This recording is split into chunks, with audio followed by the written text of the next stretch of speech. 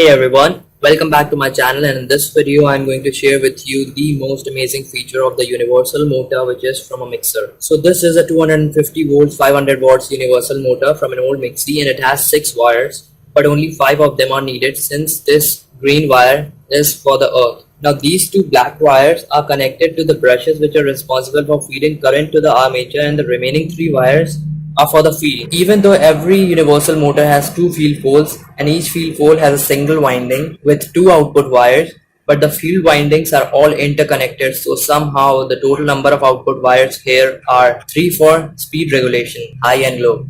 Now I'm going to run this universal motor with a 12 volts battery. So this is a 12 volts lead acid UPS battery. Now I'm going to connect the jumper cables to it. Okay, so one of the field winding will be connected like this. This is one wire from one field winding and one wire from the brush. They are tapped together and will be connected directly to one of the terminals of the battery. Now same will be done for the other wire, the red wire, and the other wire of the brush. This is the other wire that is connected to the other brush. Will be connected to the other wire, red wire. And now when you will touch this terminal, the motor should start operating at a really low RPM. You can see that the motor is operating, at a really low RPM. Now if we want to increase the speed, then what we will have to do is do some changes. Okay, so to increase the RPM of the universal motor at the same 12 volts, what I'm going to do is I'm going to use this parallelly connected 18650 batteries. So the total voltage of this battery is 3.6 volts. So I'm going to connect the positive terminal of the pack to this yellow wire. Okay, should be connected now. There is a spark, that means the connection is successful. Now when I will connect this terminal, the motor should start at a high speed. Okay, this you can see that the speed is higher now, and the torque is also really high. It is difficult to stop the motor.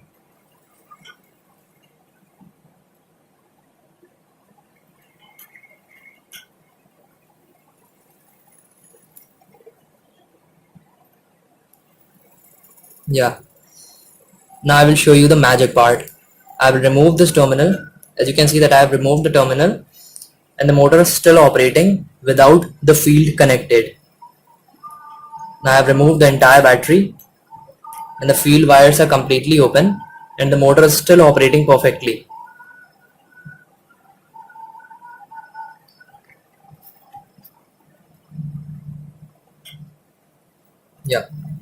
In the beginning, I thought that somehow the field windings were internally connected to the armature winding, because of which the motor is operating, since a motor cannot operate if the field is absent. But that statement was removed when I conducted another confirmation test on this motor.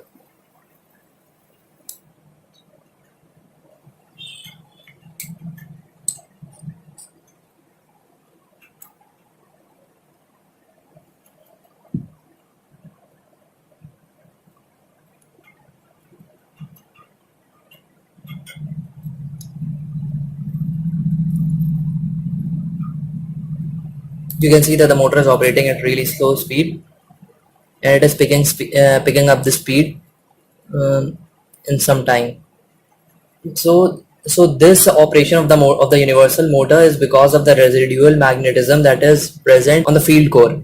So the field cores have turned into permanent magnets with time. Even though the magnetism of the field cores is really low, but they are enough to operate this universal motor like a normal DC motor. So this proves that a universal motor is almost identical to a permanent magnet DC motor, if only the field poles are removed with the permanent magnet field poles. So this was a really amazing feature of this motor. Now that's not it about this universal motor. There is one more amazing feature of this motor, is that it is also acting as a generator side by side, even though it is operating as a motor at present.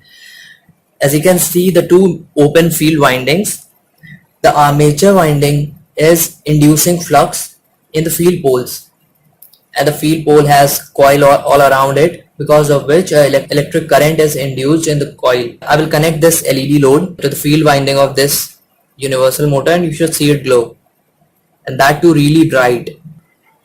Okay.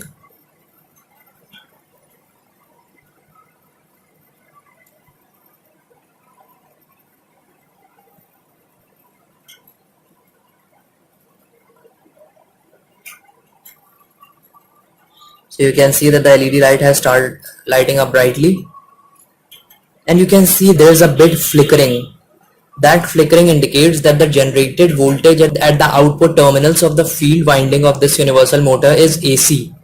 Had it been DC, there wouldn't have been any flickering.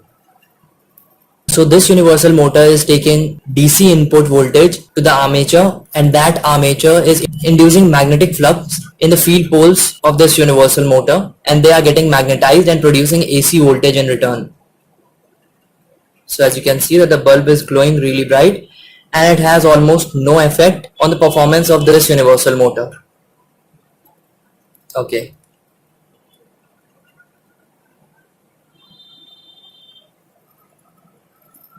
Now I will remove this terminal and both of them will go off.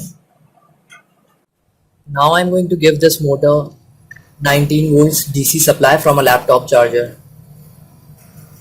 Okay. So first I will measure the voltage for you.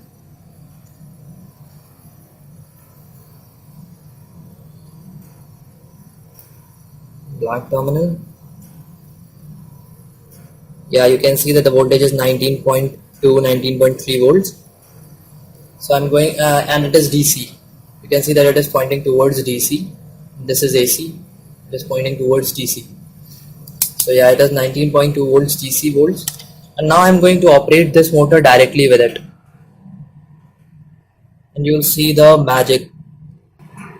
So I'm just going to connect the armature terminals with this 19 volt supply. You should see that this universal mixer motor will give a really high RPM, up to 4000 RPM. Okay, so I've connected one of the brushed terminal. Now I will connect the other terminal and it should start operating.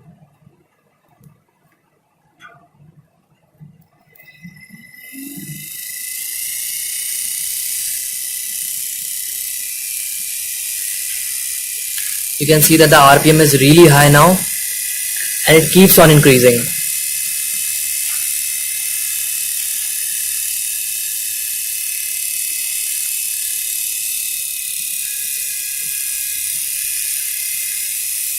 And the field supply is completely open.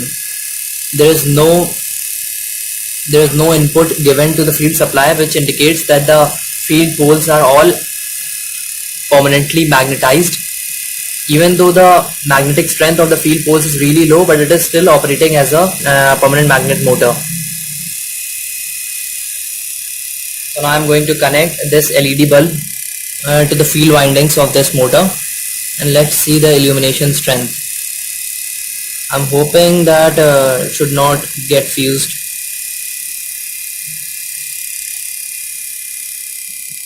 Yeah, you can see that now there is no flickering at all, but it does not mean that the generated voltage is DC. The flickering is zero because the RPM of the motor has increased, which has also increased and the induced voltage frequency.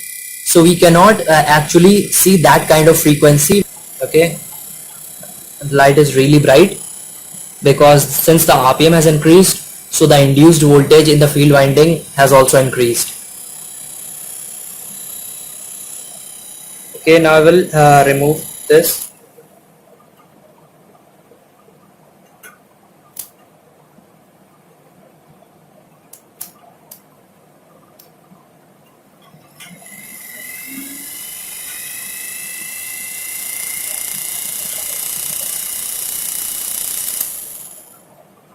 So guys, that was a really important feature that I just shared with you.